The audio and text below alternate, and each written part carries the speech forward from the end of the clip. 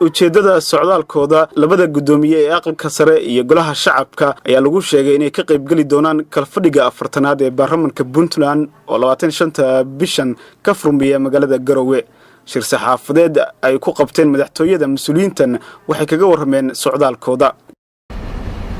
imaanshaha iyagu inkastuu soo daahay oo hadda markii ugu horreysay ay tahay waa arrin aan ku soconno oo ay lagama maarmaan tahay inaynu xiriir gaara yeelanno oo aynu iska warqabno oo xiriirkeenna uu noqdo sidii dalkeenna midnimadiisa wadajirkiisa iyo horumarkiisa ay meel marin u samayn lahaayeen.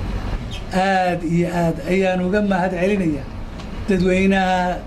dadweynaha Puntland, laakiin hal shay aan codsanaya waa midnimo Soomaaliya ayaan codsanayaa. deegaanada Puntland sida wanaagsan oo qiimaha iyo qadarintii gacaltooyada ku saabsaneed oo noo soo dhaweeyay aad iyo aad baan ugu farxay. waa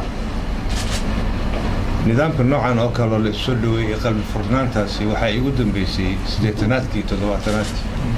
marka aad iyo aad baan ugu mahadsantihiin. waxaan qirayaa in Puntland ay gaartay horumar bisayl iyo wada shaqayn fiican iyo horumar ay ka shaqaynayaan. madaxweyne aad iyo aad baan ugu mahadsantahay sida waxaad noogu horgeysay iyo sida waxaad noo soo dhaweyseen. waxaan filayaa in socodka iyaga maanta ma noqonayo kii ugu horreeyay ayaamaan saanta waa idinku badan doontaa noo adkaysta insha allah. waa inoo berito haddii aan idhaahdo. waxaa kaloo aad ugu faraxsanahay magaalada markaan soo degay Puntland deegaanada shacbiga ku nool waxaan arkaa inay qodob fiican oo dastuurka ku jira ay hirgeliyeen oo afka maay iyo maxaa tiri laga qaado.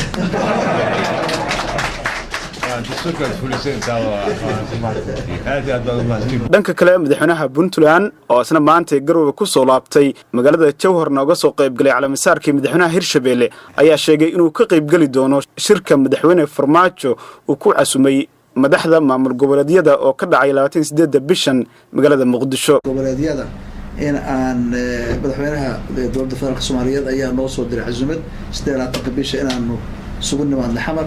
marka odayaashu iga codsanayaan magacooda ku hadlaya inaan sheego inaan aqbalay casuumadaas kana qayb galayno shirka isaga ah. Cawli Ali, Goobjoog TV, Garowe.